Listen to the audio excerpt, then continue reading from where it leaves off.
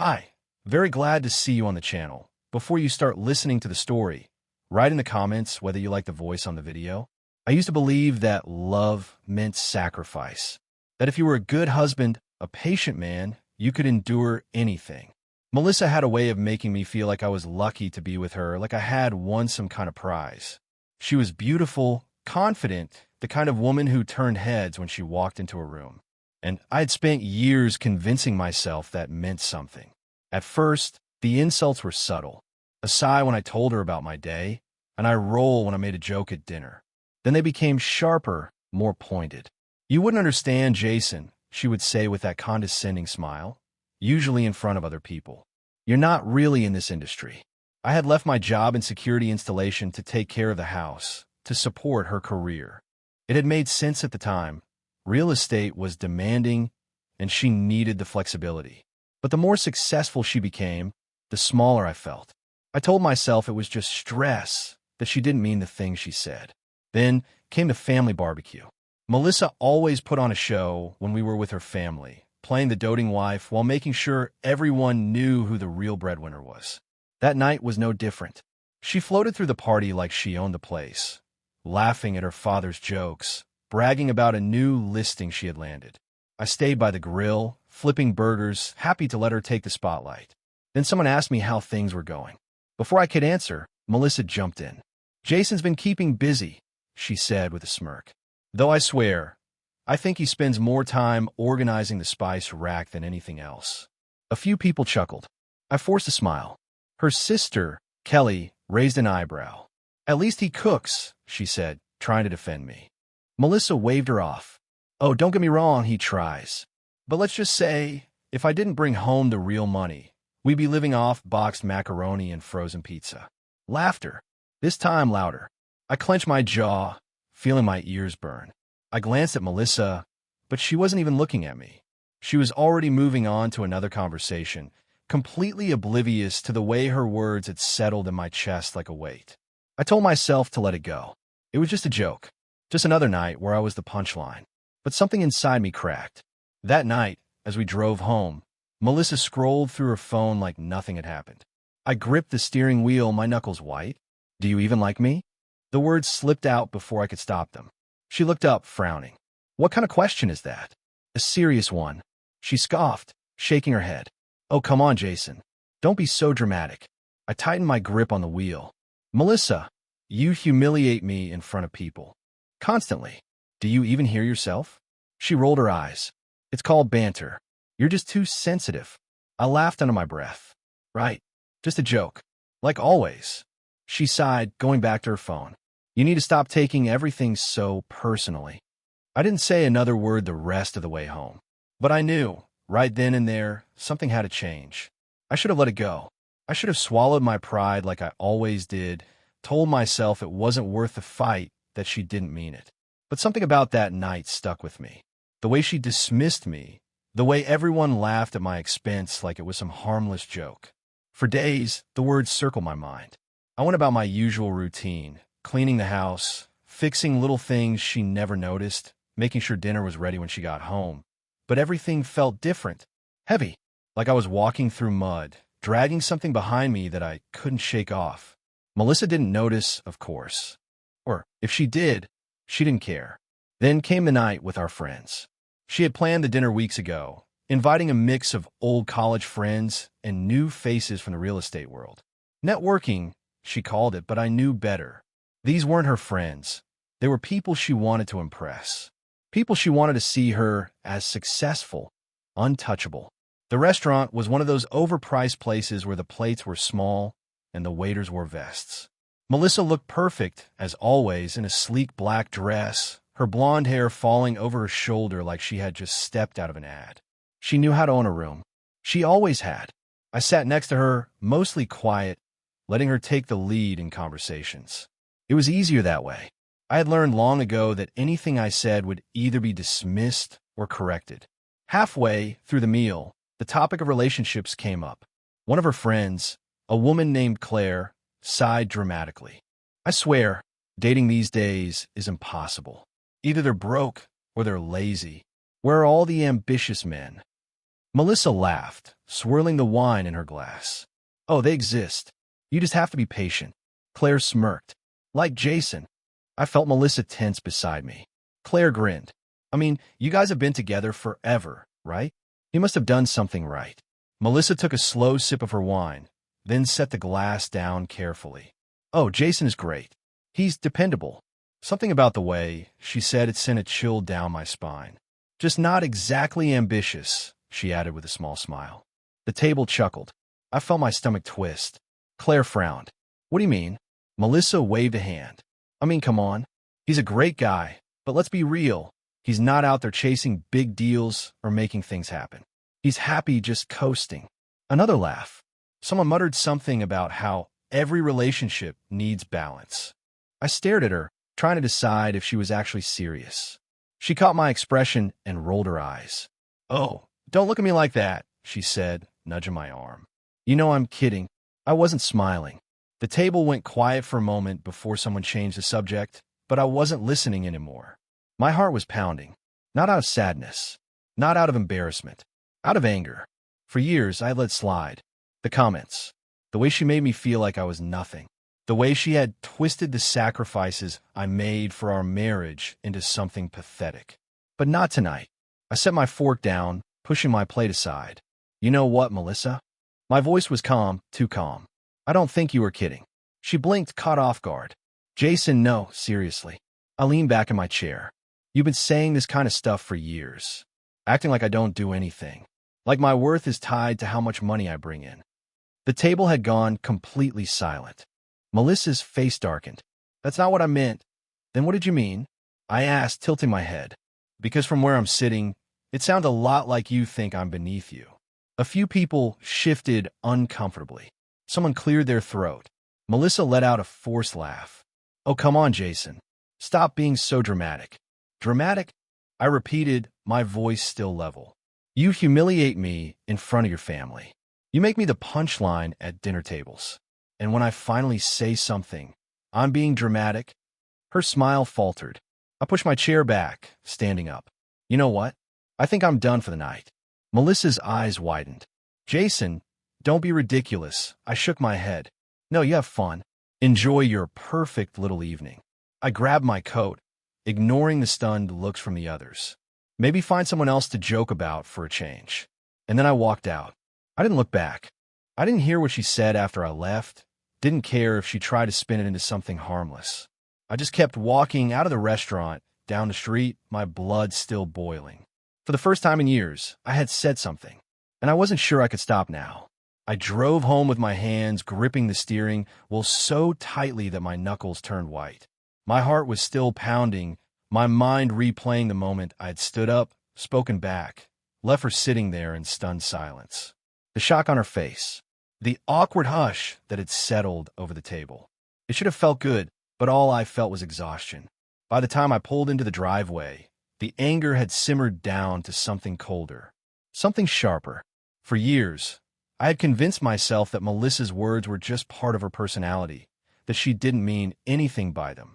But tonight, I had seen it clearly. She didn't respect me. Maybe she never had.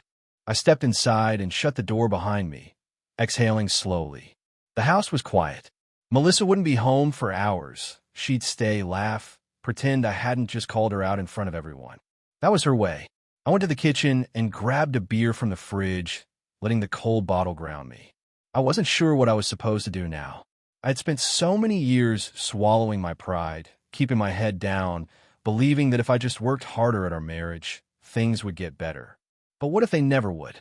I sat down on the couch and rubbed my face, feeling the weight of it all settle over me. Maybe I was overthinking. Maybe this was just a rough patch. I just needed space, time to clear my head. Then I smelled it. It was faint, barely there, but unmistakable. Whiskey. I frowned. I hadn't had whiskey in weeks.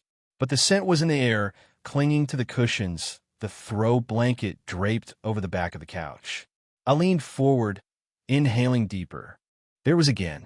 Whiskey and something else, something musky, almost like cologne. A strange, uneasy feeling settled in my stomach. Melissa didn't drink whiskey. At least, not at home. She always claimed it was too strong, too harsh. So why did the living room smell like she had been here drinking it? I set my beer down and stood up, scanning the room. Nothing seemed out of place. The house was exactly as I had left it, but something wasn't right. Then, on a whim, I walked over to the couch and crouched down, running my fingers along the edge of the cushions. A habit from my years installing security systems. People always lost things in the cracks of furniture. My fingers brushed against something small, something cool. I pulled it out and stared at it. A cufflink. Silver, expensive looking. Definitely not mine. I turned it over in my palm, my breath coming slower now. There was an engraving on the back, initials that meant nothing to me. My mind started working through the possibilities, but they all led to the same place. Someone had been here. Someone had been in my house, in my living room, maybe even on my couch, and Melissa had brought him here. I stood there for a long time, staring at the cufflink. The whiskey, the cologne, the little details I had ignored, the late nights, the way she dismissed me, belittled me. It had all been leading to this, hadn't it? I wasn't just a joke to her. I was a placeholder. I clenched my jaw, forcing myself to stay calm. It would be so easy to call her, to demand answers, to drive back to that restaurant and throw the cufflink down on the table in front of her. But what would that accomplish? She would lie. She would gaslight. She would tell me I was imagining things. No, if I wanted the truth, I needed proof. I tucked the cufflink into my pocket and went to the laundry room, opening the small cabinet where we kept a shoebox of old receipts and miscellaneous junk. I rummaged through it until I found what I was looking for, Melissa's spare realtor keycard. My pulse quickened. She had always bragged about the access she had, the ability to enter luxury properties, places that weren't on the market yet. She said it was for client viewings, last-minute showings. But what if it was for something else? I grabbed my laptop and started checking her recent activity. She wasn't careful. She never had to be. A few clicks, and I found what I was looking for. She had been accessing the same high-rise condo downtown. Not once, not twice, but multiple times over the last few months. At night, always after 11.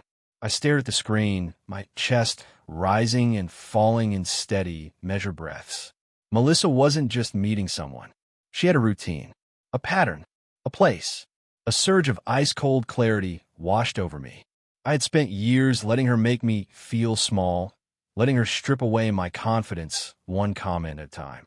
But this was different. This was betrayal in its rawest form. And I wasn't going to let her walk away from it unscathed. I closed the laptop and sat back, gripping the edge of the table. If she thought she could keep getting away with this, she was about to find out just how wrong she was. I sat in front of my laptop, staring at the records of Melissa's keycard activity, my pulse steady, my mind sharpening with every second. Every late-night visit to that condo, every access log, was a confirmation of what I already knew. But knowing wasn't enough. I needed proof, undeniable, irrefutable proof that would shatter whatever lie she was planning to spin. I took a deep breath and leaned back in my chair, my fingers drumming lightly against the desk. The old Jason, the one who swallowed his pride, the one who let Melissa talk down to him like he was just some house pet she tolerated, would have hesitated. He would have doubted himself, let her twist the narrative until he was the one apologizing. But that version of me was dead. By the time Melissa got home from her dinner party, I'd already set my plan into motion. She walked through the door around midnight, heels clicking against the hardwood, her perfume thick in the air. She barely glanced at me as she set her purse down on the counter. "You left early," she said casually, pouring herself a glass of water. I nodded, keeping my face unreadable. "Yeah, wasn't in the mood for small talk." She smirked, sipping her water. "You embarrassed yourself, you know." I clenched my jaw, but forced a chuckle. "Probably. Guess I'll have to live with that." She gave me a lingering look, like she was waiting for me to grovel, to explain myself, to smooth things over like I always did. But I just sat there, watching her, waiting. After a moment, she shrugged and walked toward the bedroom. "Good night, Jason." I didn't respond. The next day, while she was at work, I did what I did best. I worked in security for years before stepping back to support her career. Cameras, alarms, motion sensors. I had installed them all in high-end homes, corporate buildings, places that needed eyes where no one expected them. Melissa thought she was the one who knew how to slip in and out of places unnoticed. But I'd spent years watching people do exactly that for a living. I went to the hardware store and picked up what I needed, a set of small, high-resolution cameras with remote access.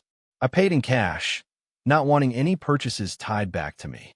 Then I drove downtown, parked a few blocks away from the high-rise, and made my way toward the condo Melissa had been using as her personal rendezvous point. It wasn't hard to get in. Realtors always thought key cards were secure, but I knew better. A simple cloning device attached to my phone let me create a duplicate copy of Melissa's access card in under a minute. By the time I stepped inside the luxury condo, my heart wasn't even racing. The place was pristine, floor-to-ceiling windows, modern furniture, an open floor plan designed to impress. But what struck me was how lived-in it felt. A wine glass on the counter, a throw blanket draped over the arm of the couch. This wasn't just a place Melissa passed through. She had made it comfortable. For him, I forced myself to stay focused. I installed the cameras in strategic spots. One in the living room facing the couch, one near the kitchen, another with a clear view of the entrance. I kept them small, nearly invisible. The average person wouldn't even know they were there. As I worked, I thought about all the times Melissa had come home late, her hair slightly out of place, her lipstick smudged at the corner of her mouth. I thought about the way she had laughed at me in front of her friends, like I was some loyal dog who should be grateful just to be in her orbit. I wasn't angry anymore. Anger was too simple, too reactive. What I felt now was something deeper, something controlled. By the time I left, the cameras were in place, fully operational. I locked the door behind me, walked out of the building like I belonged there, and didn't look back. That night, I sat in my office, phone in hand, watching the live feed. The condo was empty, still, but I knew it wouldn't be for long. Melissa walked in just after midnight. She wasn't alone. I watched as she stepped inside, followed closely by a man, a tall, dark-haired guy in his early 30s. He carried himself with the arrogance of someone who thought he was untouchable. Melissa turned to him with that same smile she used to give me, the one that made me feel like I was the only person in the world. But it was a lie. It had always been a lie. She set her purse down, grabbed a bottle of whiskey from the counter, and poured them both a drink. They clinked glasses, laughing. I exhaled slowly, my fingers tightening around my phone. Got you. I recorded everything. Every touch, every whisper, every moment that confirmed what I'd already known. I let the footage run until they disappeared down the hallway, toward the bedroom, and then I shut it off. I sat there in silence, my mind clear, my heartbeat steady. The old Jason would have confronted her immediately.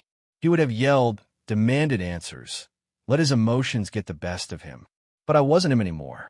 No, this required patience, timing, precision. I wasn't just going to catch Melissa. I was going to destroy her. I barely slept that night. Not because of rage, not because of sadness, but because of the clarity that settled over me like a quiet storm. I had everything I needed now. The footage, the proof, the undeniable truth. I could end this whenever I wanted, but I wasn't going to do it quietly. Melissa had spent years tearing me down in front of others, making sure I felt small, making sure I knew my place. She wanted an audience for my humiliation. It was only fair that I return the favor. The next morning, she acted like nothing had happened.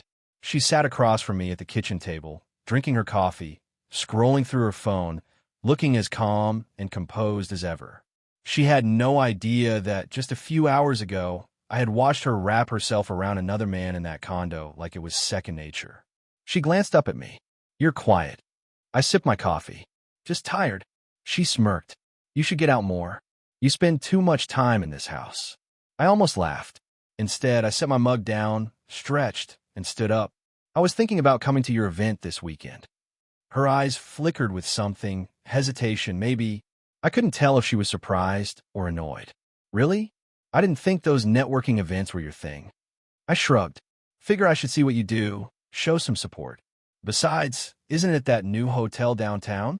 I heard it's supposed to be incredible. She forced a smile. Yeah, it is. Should be a big night. I could see the gears turning in her head. She was trying to figure out why I had suddenly taken an interest. But she didn't push. She just nodded and went back to her phone. I walked out of the kitchen and smiled to myself. The event was going to be big. Dozens of high-profile realtors, business owners, developers. It was Melissa's world, the place where she thrived, where she wore her carefully curated mask of perfection. It was the perfect stage. That afternoon, I made my final preparations. I edited the footage, cutting it down to the most damning moments. Melissa laughing as she poured the whiskey, brushing her fingers against his hand. The way she let him kiss her, pull her close. The way she led him into the bedroom like it was the most natural thing in the world. I saved the file onto a flash drive, then copied it to my laptop as backup.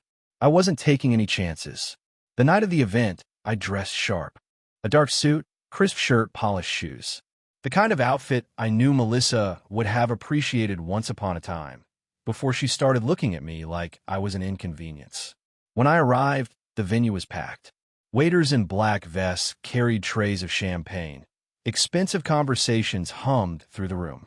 Melissa was in her element, laughing, smiling, working the room like a seasoned performer. She spotted me and made her way over, her eyes scanning me like she was still trying to figure out my angle. "You clean up nice," she said. I smiled. Had to make sure I fit in. She looped her arm through mine, playing the perfect wife for the crowd. "I'll introduce you to a few people." We made the rounds. I nodded, shook hands, pretended to care.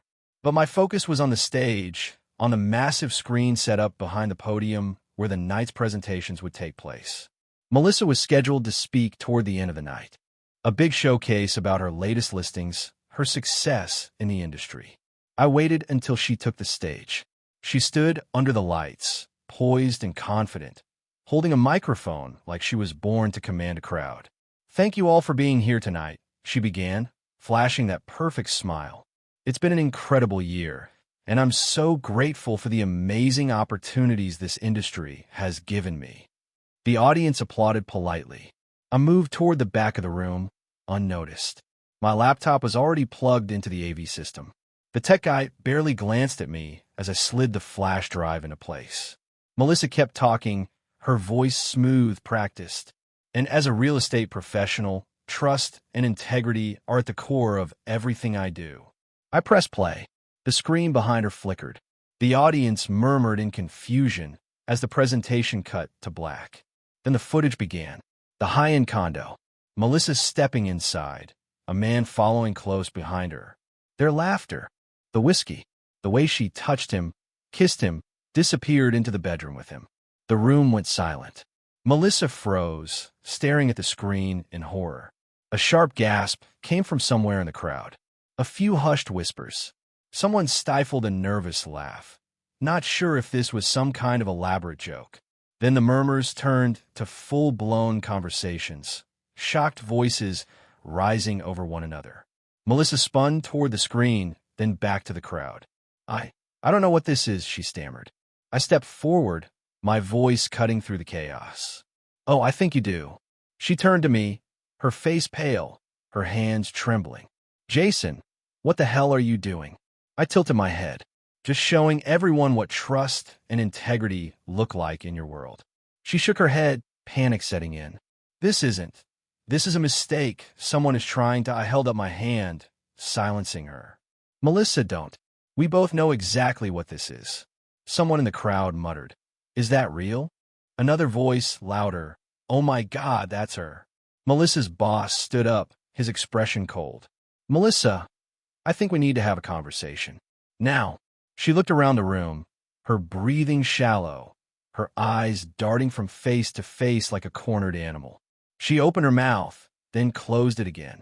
I took a step closer, lowering my voice just enough that only she could hear. "You humiliated me for years," I said. "Now it's your turn."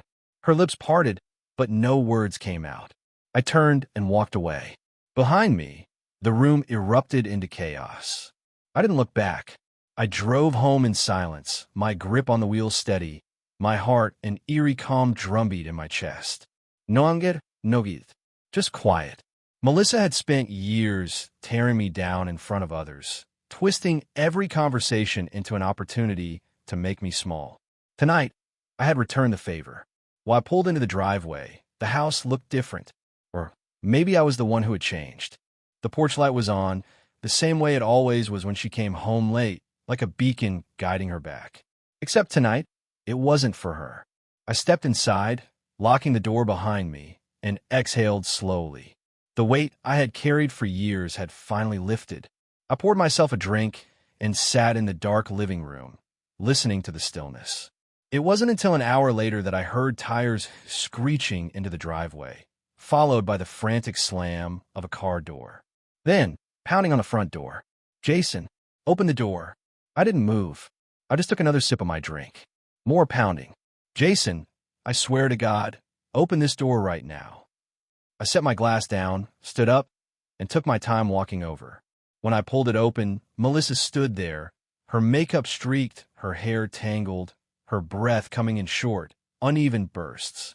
Her eyes searched mine, wide with panic. What the hell was that? I leaned against the doorframe, completely at ease. That was the truth. She let out a sharp breath, her fingers curling into fists. "You humiliated me. In front of everyone. My boss, my clients. Do you have any idea what you just did?" I tilted my head. "Oh, I think I do." She blinked, her lips pressing into a thin line. "You?" I cut her off. "Melissa, you've been lying to me for months. Sneaking around, using work as an excuse, treating me like I was nothing while you played house with someone else. And you expected me to just take it." Her chest rose and fell as she tried to steady herself. "I was going to tell you," she lied. "No, you weren't," I said flatly. "You were going to keep doing it until you got caught. And guess what? You did." She swallowed hard. "You don't understand." I laughed, shaking my head. "Oh, I understand perfectly. You thought you were smarter than me. You thought I wouldn't notice the late nights, the way you always smelled like whiskey even though you never drank.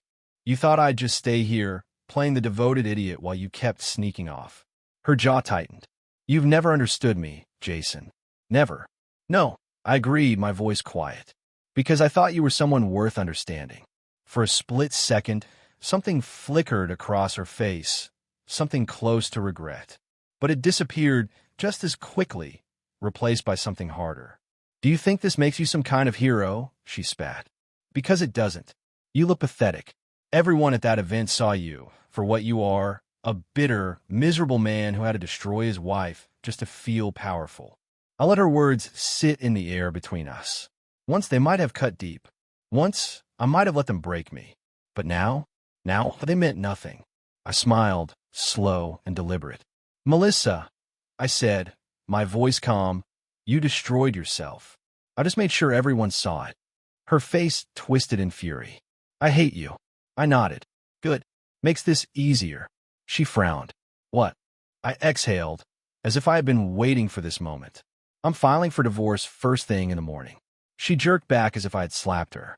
No, Jason, you're not thinking clearly. I've never thought more clearly in my life," I interrupted. "You don't love me. You don't even respect me. And honestly, I don't think you ever did." She shook her head wildly. "You don't get to decide that. You don't get to just walk away from everything we built." I laughed again, shaking my head. "Melissa, you were already walking away. I'm just making sure the door hits you on the way out." Tears burned in her eyes now, but I didn't trust them. Not after everything. "Jason, please," she whispered, a desperate attempt at softness. "We can fix this." I leaned in slightly. Why would I fix something that was broken from the start? She let out a choked breath, her hands shaking at her sides. I don't know what to do," she admitted, voice small. For a moment, I felt something close to pity. Then I remembered all the times I had sat in this house, waiting for her to come home, convincing myself she still cared. "Not anymore. Not my problem," I said simply, stepping back inside. Before she could say another word, I shut the door in her face. For a moment, I stood there, waiting, listening. I half expected more pounding, more screaming, but there was nothing. After a few seconds, I heard the sound of her heels clicking against the pavement, the slam of her car door, and then the engine roaring to life as she peeled out of the driveway. I exhaled slowly, letting the quiet settle around me. She was gone. I turned, walked back to the living room, and picked up my drink. I took another slow sip, savoring the warmth, the finality of it all. For the first time in years, I was free. and I had never felt better. I woke up the next morning feeling lighter than I had in years. No tension, no waiting for the next argument, no anticipating Melissa's passive-aggressive remarks. Just silence. Peaceful, uninterrupted silence. The divorce papers were already in motion. I had called my lawyer first thing, explaining the situation in calm, measured words. She listened, asked a few questions, then told me what I already knew. I had the upper hand. The proof of Melissa's affair, the misused joint funds, her professional disgrace at the event.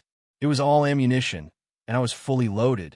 Melissa, on the other hand, wasn't handling things as well. I didn't hear from her for 2 days. Not a text, not a call, not even a half-hearted attempt to come home and talk things through. Part of me thought she had gone into hiding, too embarrassed to show her face after the disaster at the networking event. But I knew her better than that. Melissa wasn't the type to disappear. She was the type to wait, to plot, to come back swinging when she thought she had an advantage. She finally showed up on the 3rd evening. I had just finished eating when I heard a car pull into the driveway. The headlights flashed through the window, cutting through the dim lighting of the house. I sighed, pushing my plate aside, and braced myself. The knock came seconds later. I took my time walking to the door. When I opened it, there she was. Melissa looked different. Not put together, not composed. Her eyes were swollen, her hair pulled into a messy ponytail, her clothes wrinkled like she had barely slept. The woman who had always made sure she was perfect before stepping out in public looked like she had been caught in a storm she wasn't prepared for. I crossed my arms, leaning against the doorframe. Melissa. She swallowed hard. Jason, can we talk? I studied her for a moment. About what? Her lips parted, then closed. She shifted on her feet, glancing past me into the house like she expected to see something. Maybe proof that I was already moving on, that my life hadn't shattered without her. I didn't invite her in. She let out a breath. I don't know where to start. I shrugged. Duh. We're getting divorced. Her face twisted. You don't have to do this. I raised an eyebrow. Melissa, what part of this do you think is still up for debate? I know I messed up, she said, her voice shaky. Jason, I was stupid. I wasn't thinking. I got caught up in something that didn't mean anything. I almost laughed. Didn't mean anything? She shook her head quickly. It was just an escape. I never stopped loving you. I exhaled slowly, looking at her like I was seeing her for the first time. You humiliated me for years. Made me feel like I was less than you. And when that wasn't enough, you found someone else to make me feel even smaller. I tilted my head. But you still loved me? She wiped at her face, eyes shining. I was lost, Jason.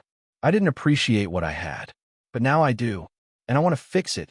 I let her words hang in the air between us for a long moment. Then I smiled small, cold. You don't want to fix us, I said. You want to fix your life. The one I destroyed when I made sure everyone saw the real you. She flinched. I shook my head, stepping back just enough to make my point. This isn't about me. This isn't even about what we had. This is about the fact that your reputation is in ruins. Your career is slipping through your fingers, and you don't have control anymore. Her lips trembled. That's not true. It is, I said simply. And it's not my problem anymore. Melissa swallowed hard, her breath hitching. Jason, please. I sighed, running a hand through my hair. Melissa, listen to me. My voice was calm, measured. There is no version of this where we come out okay. No version where I pretend this didn't happen, where we go to therapy and work through it. You killed this marriage long before I hit play on that video. Tears spilled over, but I felt nothing. I can change, she whispered. I smiled again, but there was no warmth in it. So can I. She let out a shaky breath. I don't want to lose you. I tilted my head. Melissa, you lost me a long time ago. For the first time since I had known her, she looked truly, completely lost. I almost felt bad. Almost. But then I remembered the years of ridicule, the nights she came home late with the smell of whiskey on her clothes, the way she had looked at that bartender like he was her whole world while I was sitting at home wondering why she didn't touch me anymore. I remember it all. I stepped back. Goodbye, Melissa. She opened her mouth, but I closed the door before she could say another word. I stood there for a long moment, listening. She didn't knock again. A few seconds later, I heard her footsteps retreat, the engine of her car turning over, the tires rolling down the driveway. I exhaled, pressing my forehead against the door. It was over. The marriage, the doubt, the hope that maybe, somehow, this had all been a nightmare I could wake up from. I turned, walked back to the table, and picked up my drink. My phone buzzed, a message from my lawyer. Everything is in motion. She won't get a dime. I smirked, taking a slow sip. Perfect. For the first time in a long time, I was free, and it felt damn good. Thank you for listening to the end. I hope you enjoyed it very much. Don't forget to give a like, and tell us in the comments what you would do in such a situation.